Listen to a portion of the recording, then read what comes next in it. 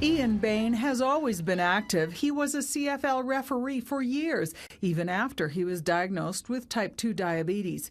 He keeps his disease under good control with careful monitoring and insulin. Nonetheless, diabetes has damaged his nerves, especially in his feet. I broke my foot in 4 places, and I didn't realize it at the time, and I was actually a referee in a football game. Diabetic peripheral neuropathy means there's damage to the nerves that allow you to feel pain.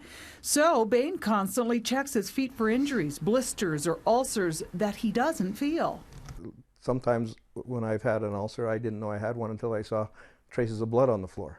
A lot of the time when we're consulted to see these wounds in these patients, we come in far too late. It doesn't measure actual values.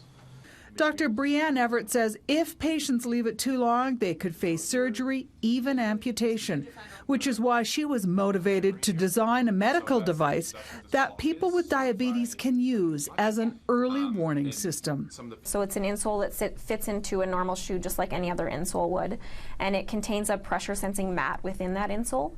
So that mat takes pressure data, and then that's fed to a little node that clips to the shoelaces.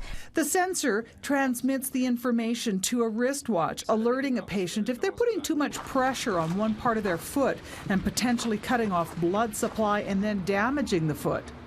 For people with virtually no sensation, she's creating a sensor that would transmit information to a pad on the patient's back. You feel your feet through your back.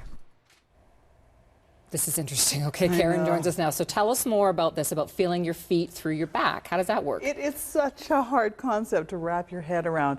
But basically, it's your brain processing your senses, right? So they're getting the signals from your feet, unless they're damaged.